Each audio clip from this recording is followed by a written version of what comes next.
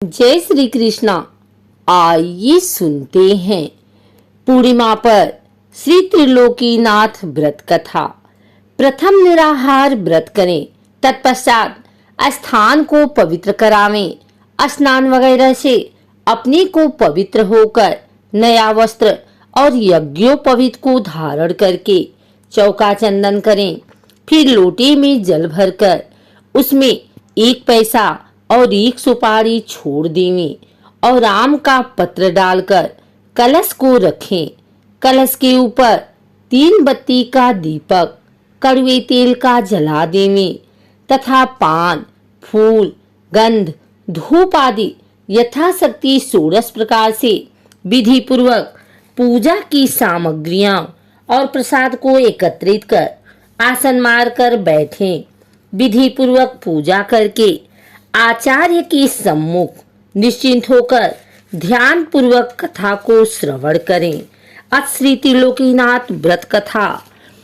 पहले गुरु को गाइए, जिन गुरु रचा जहान, पानी से जो पिंड रची, अलख पुरुष निर्वाण। प्रथम ही ओम सार को ध्यावे, जेहि प्रसाद निर्मल मति पावे। अलख निरंजन ब्रह्मनादि, सुंदर मुनिगण गावत बादी। रवि शशि ज्योति ब्रह्मांड विराजे, तारा गण विहंग सब छाजे। दिन और रात जगत में कीन्हा, चारों ऋतु समय पर दिन्हा। कीड़ा कुंजर जीव अनेका, जल थल सरता वृक्ष अनेका। जंगल झाड़ पहाड़ बनाए, यह विधि 14 भुवन रचाए। सो प्रभु अलख निरंजन स्वामी, निराकार घट अंतर्यामी। ताकर भेद कोई नहीं पावे, वेद वेदांत सभी गुण गावे। विनय करे महादेव सिंह, नाथ सदा गुण खान। भव सागर से पार करू, दास आपनु जान। कथा प्रारंभ। प्रथम अध्याय। एक समय नारद जी मुनियों के सत्संग में श्री त्रिलोकीनाथ की महिमा का वर्णन कर बताने लगे। तब मुनियों ने उनसे कहा, हे नारद जी, त्रिलोकीनाथ कौन है? आप कृपा कर सारी वृतांत को विस्तार पूर्वक कहकर बताइए, ताकि हम लोगों के दिल का संदेह दूर हो। मुनियों के ऐसे प्रश्न करने पर श्री नारद जी बोले, हे मुनिगण, आपने यह प्रश्न संसार के हितार्थ किया है, तो मैं भी वैसा ही वृतांत आपको सम्मुख कह सुनाऊंगा, ताकि संसार की भलाई हो और जीव पाप कर्मों से निस्तार पावे। इतना कहकर श्री नारद जी बोले, एक समय भारद्वाज का पुत्र सुकेश, शिव का पुत्र सत्यकाम, गर्गोत्री सौर्यायणी सूर्य का पोता, अस्लायन का पुत्र कौशल्य, भृगु का पुत्र विदर्भ देशवासी, केतु का पोता कुबंधी, ये ईश्वर परायण ब्रह्म विश्वासी भक्तजन परम ब्रह्मा को जानने के हेतु हाथों में समिधाएं लिए ऋषि पिपलाद के समीप गए। यह सोचकर कि निश्चय यह मुनि वह सब बता देंगे जो हम जानना चाहते हैं। ये लोग जब वहां पहुंचे तो ऋषि पिपलाद इनसे बोले, आप लोग जो श्रद्धा सहित मेरे पास जानने के निमित्त आए हैं कि संसार में सबसे बड़ा देव कौन है, सो मैं आपको विस्तार पूर्वक कहकर बतलाता हूँ। इतना कहकर ऋषि पिपलाद उन ऋषियों से बोले, एक कल्प का वृत्तांत है कि एक नगर में चारों वर्ण ब्राह्मण, क्षत्रिय, वैश्य और शूद्र रहते थे। उसी नगर में एक मल्लाह भी निवास करता था, किंतु मल्लाह अपनी करनी की बदौलत दारुण दुख भोग रहा था। कहा है कि आगे किए सो अब भुगतावे, अब ही करे सो आगे पावे। जाको प्रभु दारुण दिख दीना, ताकि मत पहले हर लीना। ईश्वर स्वतः सदा निर्दोष रहता है, जो जैसा कर्तव्य करता है उसको वैसा ही फल देता है। उस मल्लाह के पास एक कामधेनु गाय थी, परंतु वह कामधेनु गाय 1 पाव से अधिक दूध किसी रोज भी नहीं देती थी। और उस मल्लाह की स्त्री जब से आई तब से अपनी सास को सपने में भी मैया जी नहीं कहती थी, और उसका बेटा बाप को कभी बाबूजी नहीं कहता था। वह बेचारा मल्लाह ऐसा दुख भोग रहा था कि आज खाया तो कल के लिए चिंता लगी रहे। इस कारण वह नित्य परम ब्रह्मा परमात्मा से प्रार्थना करता था कि हे भगवान, कल क्या भोजन होगा। इस प्रकार से जब दुख भोगते भोगते कुछ रोज हो गए तो एक रोज उसकी स्त्री ने उससे कहा, घर में एक छटाक चावल दाल नहीं है और तुम चुपचाप बैठे हो। तब मल्लाह अपनी स्त्री के ऐसे वचन सुनकर बोला, क्या करें, पास में तो एक पैसा भी नहीं है। कहो चावल दाल कहाँ से और कैसे ले आवें। अपने पति के ऐसा कहने पर वह मकान के अंदर जाकर देखा कि घर में एक सवा सेर के करीब मटर और ताखे पर 2 पैसे हैं। वह उन पैसों और मटर को उठा लाई और अपने पति को देकर कहा, यह लो और बाजार से चावल दाल खरीद लाओ। मल्लाह मटर को अपने गमछे के कोने में बांध पैसे को टेट में रखकर बाजार को चला। तब उसका दुख दूर करने के निमित्त परम ब्रह्मा परमात्मा ने एक डंडी भेजा।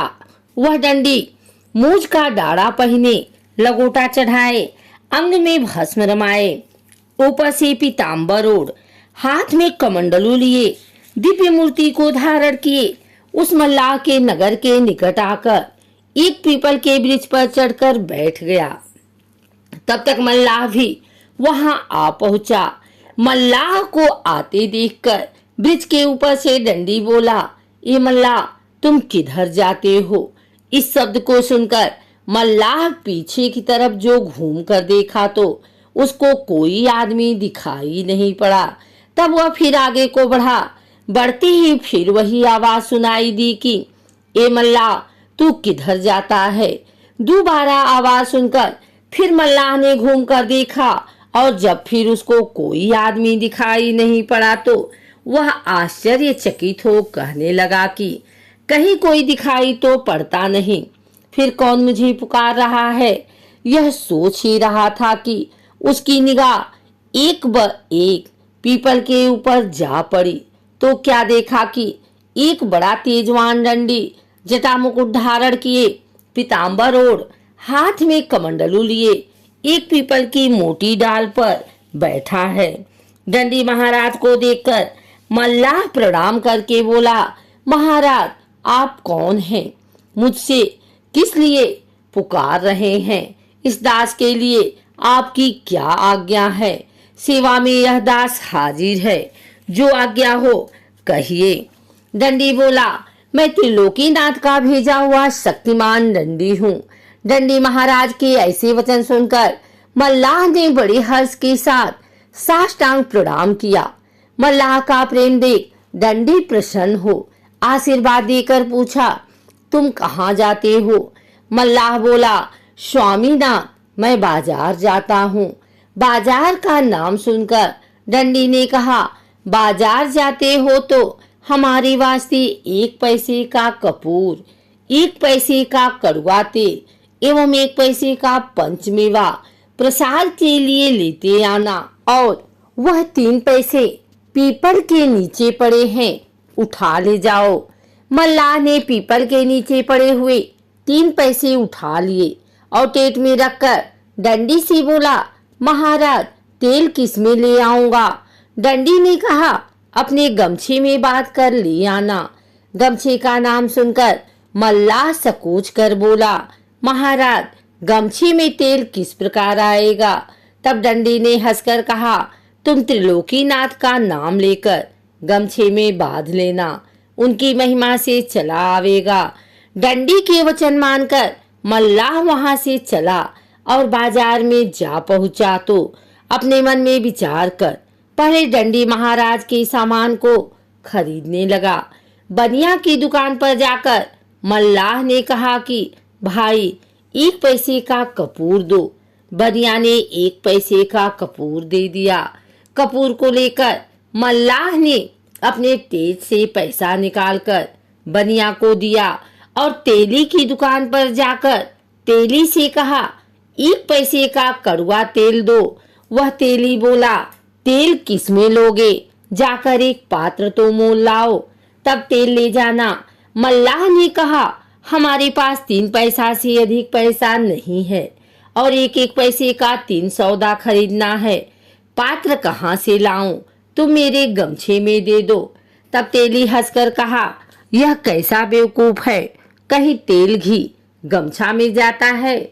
मल्लाह ने कहा, तुम तेल दो, मेरे त्रिलोकीनाथ की महिमा होगी तो तेल गमछा में ही चला जाएगा। यह सुनकर तेली अपने मन में कहने लगा कि देखे तो इसके त्रिलोकीनाथ जी की कैसी महिमा है और गमछा में तेल लेकर कैसे जाता है। इतना कहकर तेली ने 1 पैसे का तेल नाप कर दे दिया। मल्लाह ने जब गमछे में तेल ले लिया तो जैसे पुरैन के पत्ते पर जल ठहर जाता है, उसी तरह गमछे में तेल त्रिलोकीनाथ की महिमा से ठहर गया।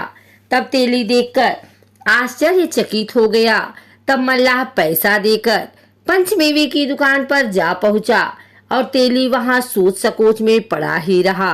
इधर मल्लाह पंचमेवे की दुकान पर जाकर कहा, भाई 1 पैसे का पंचमेवा तो दे दो। मेवा वाले ने कहा, 1 पैसे का पंचमेवा लो। मेवा को ले मल्लाह कपड़े में बाद टेप से 1 पैसा निकालकर मेवे वाले को दिया तो देखता है कि तीनों पैसे मेरे पास मौजूद ही हैं। तब तो मल्लाह बड़ा आश्चर्यचकित हुआ। फिर अपने मन में कहने लगा कि यह सब वही डंडी महाराज की माया है। अब जान पड़ता है कि 3 पैसे कभी कम होने वाले नहीं हैं। ऐसा अपने मन में विचार कर मल्लाह बड़े आनंद से 1-1 पैसा करके अपनी इच्छा अनुसार फल, फूल, गंध, धूप इत्यादि वस्तु भी खरीद एक बड़ी सी पोटली बांध ली। तत्पश्चात अपना चावल, दाल वगैरह सब सौदा खरीद कर बाजार से चल पड़ा। फिर भी मल्लाह के पास 3 पैसे के 3 पैसे मौजूद थे। बाजार से सौदा लेकर मल्लाह उसी पीपल के पास आ पहुंचा जहां की वह डंडी बैठा था।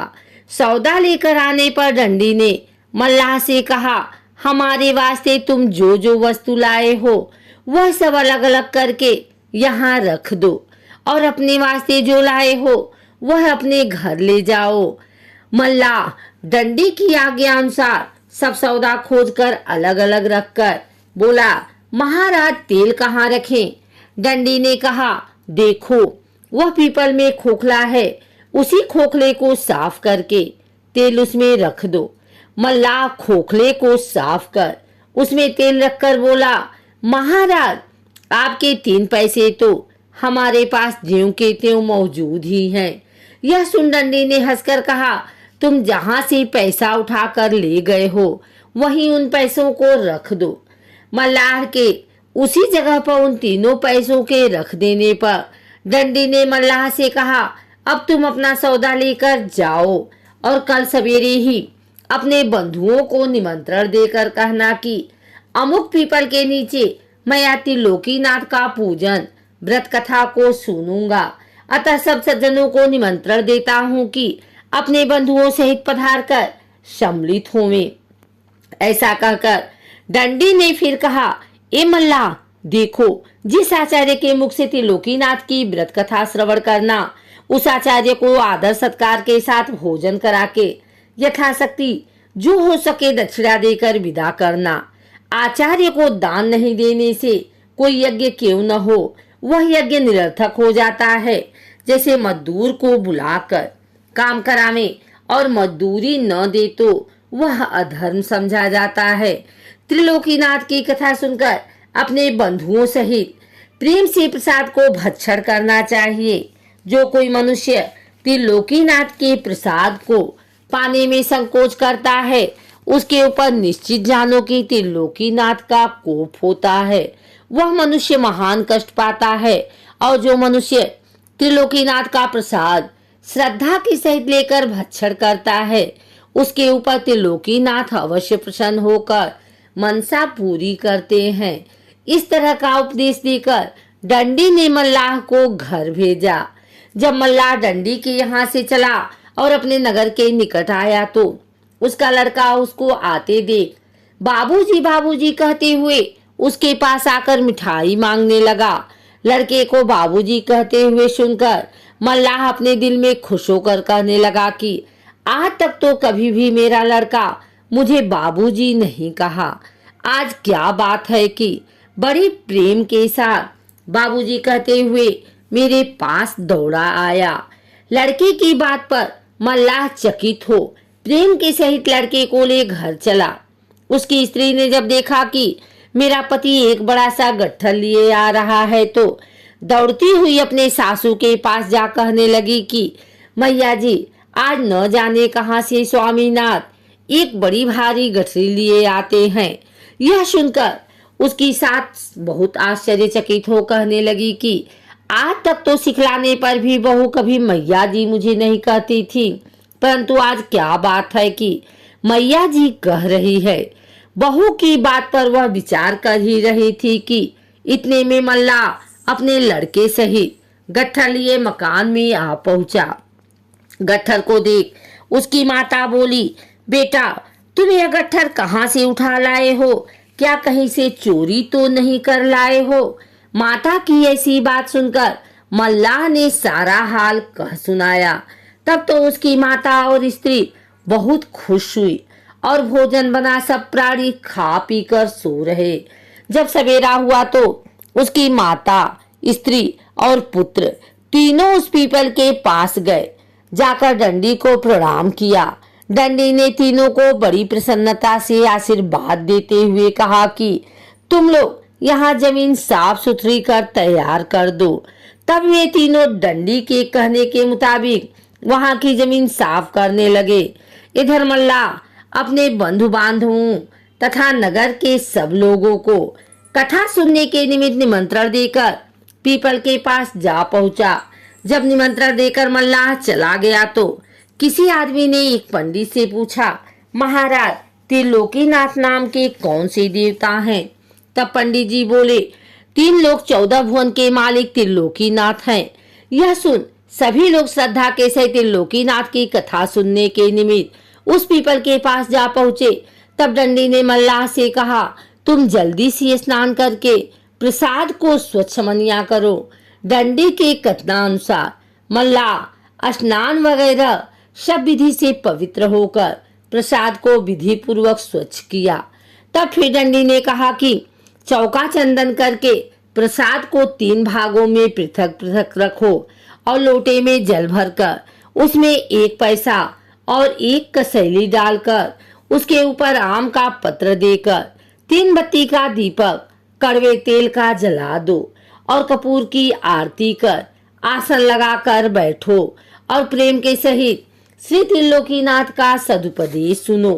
डंडी महाराज की यह बात सुनकर मल्लाह बोला, स्वामीनाथ हमारे पास कसैली, पैसा, तेल और कपूर कुछ भी नहीं है। यह सब विधि कैसे करें? आपकी आज्ञा हो तो बाजार से जाकर मोल लावें। तब डंडी ने कहा, कल जो हमारे निमित्त सब सामान बाजार से मोल लाए हो वह सामान वहीं रखा है, उसको लेकर विधि करो।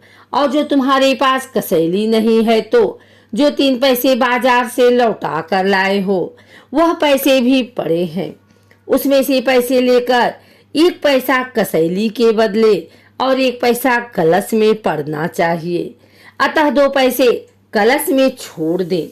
तब उस मल्लाह ने डंडी महाराज की आज्ञा अनुसार वैसा ही किया एवं संपूर्ण विधि हो जाने पर डंडी ने कहा, ए मल्लाह, जो मनुष्य अपने बंधु बांधवों आदि को बुलाकर श्रद्धा के सहित त्रिलोकीनाथ का सदुपदेश सुनता है वह अपने कुल परिवार सहित पाप कर्मों से छुटकारा पाकर मुक्त हो जाता है। इतना कहकर डंडी त्रिलोकीनाथ का सदुपदेश श्रवण कराने लगे। डंडी ने कहा, हे मल्ला, 3 लोक 14 भुवन 7 खंड 9 द्वीप में सबसे बड़े देव त्रिलोकीनाथ हैं। जैसे महर्षि कह गए हैं कि सुरपुर, नरपुर, नागपुर तीनों पुर में आया है। भजन करो भाई आधरा, क्यों तुम धर्म भुलाया है। अंडज, पिंडज, स्वदीज, उद्भिज, जन्म, स्थावर आदि सब जीवों में जिसकी सत्ता समा रही है उसी प्रभु का नाम त्रिलोकीनाथ सत्यनारायण स्वामी है, जो सारे संसार के पालन पोषण करता और धरता है। इन्होंने अपनी इच्छा के अनुसार सारे संसार को रचा है और वह परम ब्रह्मा परमात्मा अजर अमर अनादि और अजन्मा है। उनका कभी नाश नहीं होता और न वे जन्म ही लेते हैं। वह जैसे सर्वशक्तिमान है वैसा ही उनका गुण तथा कर्म स्वभाव नाम भी अनंत है। जब संसार में घोर पाप होने लगता है तब वह भूमि का भार और दुखाने के निमित्त अपनी प्रचंड शक्ति को देकर एक पुरुष भेज देता है। वही पुरुष संसार में आकर पापियों को मार भक्तों का उद्धार करता है। इतना कहकर फिर दंडी बोला कि जो पुरुष अपने माता पिता गुरु और आचार्य का तथा जो स्त्री अपने सास ससुर और पति का अनादर करती है एवं जो मनुष्य जीवों पर दया नहीं करता, मांस मछली मदिरा भक्षण करता है, उनको निश्चय जानो कि त्रिलोकीनाथ दंड देते हैं। वही स्त्री पुरुष दुखी होकर संसार में कष्ट पाकर मारे मारे फिरते हैं और उनका अनादर के सिवा आदर कहीं भी नहीं होता। देखो त्रिलोकीनाथ की कैसी महिमा है। इस प्रकार के सदुपदेश देते हुए दंडी बोले, जब त्रिलोकीनाथ ने सारे जगत को रचकर 84 लक्ष योनि को उत्पन्न किया तो सब जीव उनकी प्रजा तथा संतति है। त्रिलोकीनाथ की पूजा तथा कथा कहने सुनने का अधिकार सभी के लिए बराबर है, खासकर किसी एक व्यक्ति के लिए नहीं। जो सारे जगत को खिलाता है वह खाने के लिए किसी दूसरे के आश्रय पर नहीं बैठा रहता, वह खाता भी है और नहीं भी खाता है। खाने का अर्थ यह है कि जब वह सर्व जीवों में वास करता है तो जो जीव खाता है वह उनको प्राप्त हो जाता है। ईश्वर अंश जीव अविनाशी चेतन सकल सहज सुख राशि, बिन पग चले सुने बिन काना, कर बिनु कर्म करे विधि नाना, आनंद रहित सकल रस भोगी, बिन बाड़ी बक्ता बड़ जोगी। वह सर्वशक्तिमान परमात्मा सब जीवों में वास करने वाला है और उसके पांव नहीं है किंतु चलता है, कान नहीं परंतु सुनता है, हाथ नहीं पर सब कर्मों को करता है, जीव नहीं किंतु सब रसों का स्वाद लेता है, मुख नहीं किंतु बहुत बोलने वाला है, अर्थात उनका रूप नहीं, वह निराकार है। इससे मालूम होता है कि परमात्मा निराकार रहते हुए भी आपके सब कर्मों को जानता है और परमात्मा के लिए प्रसाद पूजा पर नहीं रखा जाता, किंतु प्रसाद रखने का नियम इसलिए हुआ कि प्रसाद के लालच के लड़के से लेकर वृद्ध तक सब लोग आकर परमात्मा के सदुपदेश को सुनने और प्रसाद पाकर प्रेम के सह से त्रिलोकीनाथ का जय करते हुए घर जाएंगे और पाप कर्मों से बढ़कर त्रिलोकीनाथ की भक्ति में मन लगाएंगे। उपदेश के साथ दृष्टांत इसलिए देकर बतलाया कि लोग जाने कि त्रिलोकीनाथ ने किसको कैसे दंड और फल दिए। दृष्टांत को सुनकर कोई प्राणी पाप कर्मों की तरफ कभी नहीं जाएंगे और कर्मों का फल समझकर श्री त्रिलोकीनाथ की भक्ति में सदा लवलीन रहेंगे। इतना कहकर दंडी ने मल्लाह से कहा, अब विधि पूर्वक हवन करके आरती करो और प्रसाद सभी लोगों को बांट दो। हरि इच्छा उसी समय में एक ब्राह्मण वहां जा पहुंचा। त्रिलोकीनाथ का प्रसाद लेकर जाइए, सभी ने उस ब्राह्मण से कहा। ब्राह्मण बोला, पूजा को कौन वर कर रहा है? लोगों ने कहा, मल्लाह। यह सुन ब्राह्मण बोला, मल्लाह का प्रसाद नहीं लेंगे। इतना कहकर वह ब्राह्मण वहां से चल दिया। तब दंडी कहने लगा कि यह ब्राह्मण बड़ा ही घमंडी जान पड़ता है।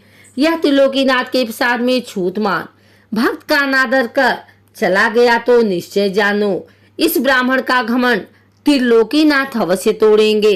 संसार में जितने घमंडी हुए हैं किसी का घमंड त्रिलोकीनाथ ने नहीं रहने दिया। देखो कहा है, हरिजन जात छूत जेहि मानी, होई छछुंदर सो मल खानी। जो प्राणी श्री त्रिलोकीनाथ के भक्त में छूत लगाता है वह मलमूत्र को खाने वाला छछुंदर होता है। इतना कहकर दंडी बोले कि अब प्रसाद को लेकर लोगों को बांट दो और जो प्रसाद बचे सो उठाकर अपने घर ले जाओ। दंडी महाराज के कथनानुसार मल्लाह ने सबको प्रसाद बांट दिया। प्रसाद पाकर सब लोग बड़े आनंद के साथ त्रिलोकीनाथ का जय मनाते हुए घर गए और जो प्रसाद बांटने से बच गया था उसे मल्लाह लेकर अपनी माता, स्त्री और पुत्र के सहित त्रिलोकीनाथ की जय जयकार करते हुए अपने घर गया। उस दिन से त्रिलोकीनाथ की ऐसी कृपा हुई कि उस मल्लाह के घर से दरिद्रता निकल गई और घर में लक्ष्मी का वास हो गया। जो कामधेनु गाय उसको 1 पाव से अधिक दूध किसी रोज नहीं देती थी, वह कामधेनु 5 सेर दूध देने लगी। उसी दिन से उस मल्लाह का दिनों दिन धन बढ़ने लगा। नारद जी बोले, हे मुनिगर, जब उस ब्राह्मण ने त्रिलोकीनाथ के प्रसाद को छूत मानकर नहीं लिया और घर गया तो रोग से पीड़ित होकर महाकष्ट पाने लगा। एक रोज उस ब्राह्मण के पुत्र की अचानक मृत्यु हो गई तो वह ब्राह्मण छाती पीट पीट कर रोने लगा और रोते रोते अज्ञान होकर सो गया। तब उस ब्राह्मण के हृदय में त्रिलोकीनाथ ने घोषित किया कि हे ब्राह्मण, तू बड़ा घमंडी है। उस दिन मेरे प्रसाद में छूत लगाकर और मेरे भक्त का अनादर कर चला आया है, यह उसी का दंड मिल रहा है। तू आज से अपने मन में यह प्रण कर ले कि त्रिलोकीनाथ की पूजा करके व्रत कथा को सुनूंगा और भगवान के प्रसाद में छूत कभी नहीं लगाऊंगा। तुम्हारा कल्याण होगा और बेटा जीवित हो जाएगा, नहीं तो तू समझ ले कि तेरा सर्वनाश हो गया है। जो प्राणी त्रिलोकीनाथ के प्रसाद को छूत समझकर नहीं लेता है वह महाकष्ट को पाता है और उसके धन जन का भी नाश हो जाता है।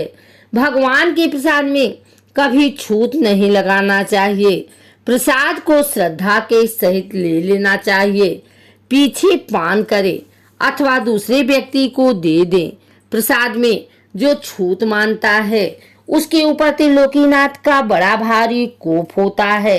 जब इस तरह की घोषणा उस ब्राह्मण के हृदय में हुई तो वह ब्राह्मण चौंक कर उठ बैठा और उस मल्लाह का प्रसाद न लेने का उसे याद हुआ तो वह अपने मन में कहने लगी कि मैं उस दिन मल्लाह समझकर त्रिलोकीनाथ का प्रसाद नहीं लिया था, उसका दंड हमको अब मिल रहा है। यह समझकर भयभीत होकर त्रिलोकीनाथ की पूजा कथा सुनने का प्रण किया।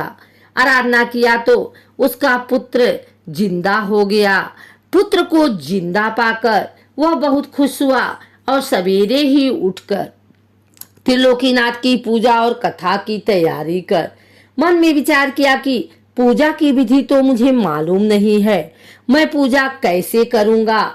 यह विचार कर वह ब्राह्मण घर से चला तो पीपल के पास गया जहाँ की मल्लाह ने पूजा की थी। वहां जाकर ब्राह्मण ने देखा कि पीपल के ऊपर डंडी बैठा है। डंडी को देखते ही उसने प्रणाम किया। डंडी ने पूछा, कहो ब्राह्मण, कैसी आए हो। ब्राह्मण बोला, महाराज, मुझे त्रिलोकीनाथ का पूजन करना और कथा सुनना है, लेकिन उसकी विधि मुझे मालूम नहीं है, आप कृपा कर मुझे बता दीजिए। डंडी बोला, उस मल्लाह के पास तुम जाओ और वह तुम्हारी सभी विधि को बतला देगा। ब्राह्मण ने कहा, महाराज, वह मल्लाह कहाँ रहता है, मुझे मालूम नहीं है। डंडी ने कहा कि वह इसी नगर में रहता है। डंडी के कहने पर ब्राह्मण उस नगर में गया और लोगों से पूछकर मल्लाह के पास जाकर कहा, ये भाई, मुझे त्रिलोकीनाथ की पूजा करनी है, सो उसकी विधि क्या है बतला दो। यह सुन उस मल्लाह ने पूजा की सारी विधि बतला दिया। विधि को सुनकर ब्राह्मण ने कहा, ए भाई, तुम कृपा कर मेरे साथ चलो, बिना तुम्हारे गए ठीक नहीं होगा। ब्राह्मण की यह बात सुनकर मल्लाह उसके साथ उस पीपल के पास आया और डंडी को प्रणाम किया। तब डंडी ने पूछा, कहो मल्लाह, किस लिए आए हो। मल्लाह ने कहा, महाराज, इनको त्रिलोकीनाथ की पूजा करनी है, सो पूजा की विधि बतलाने के वास्ते मुझे बुला लाए हैं। डंडी ने कहा, अच्छा, जाओ और सब विधि करा दो। डंडी महाराज की आज्ञा पाकर मल्लाह उस ब्राह्मण के साथ गया और पूजा का सब सामान खरीदवा दिया। तब ब्राह्मण त्रिलोकीनाथ के कोप का सारा हाल अपने भाई बंधुओं में कह सबको निमंत्रण देकर बुलाया। त्रिलोकीनाथ की कथा सुनने के लिए सब लोग श्रद्धा सहित अपने बंधुओं के साथ आए। इधर मल्लाह ने पूजा की संपूर्ण विधि जब ब्राह्मण को बतला दिया तो ब्राह्मण विधि पूर्वक पूजा करके आचार्य के मुख से कथा को श्रवण करने लगे। कथा समाप्त हो जाने पर कपूर की आरती कर सबको प्रसाद बांटा। प्रसाद पाकर सब लोग त्रिलोकीनाथ की जय जयकार करते हुए अपने आप घर गए। तब ब्राह्मण आचार्य को आदर सत्कार के सहित भोजन कराकर यथाशक्ति दान देकर विदा किया। तत्पश्चात मल्लाह को भी बड़ी श्रद्धा के सहित प्रसाद देकर विदा किया। उस दिन से त्रिलोकीनाथ की महिमा संसार में प्रचलित हुई और घर घर पूजा कथा होने लगी और त्रिलोकीनाथ सबको मनोवांछित फल देने लगे। जो प्राणी श्रद्धा के सहित श्री त्रिलोकीनाथ की पूजा करता है उसकी मनसा त्रिलोकीनाथ अवश्य पूरी करते हैं। हर तरह से त्रिलोकीनाथ की अद्भुत महिमा विस्तार पूर्वक नारद जी ने मुनियों से कह सुनाई। यह कथा सुनकर मुनिगण बड़े प्रसन्न हुए और अपने आप धाम को चले गए।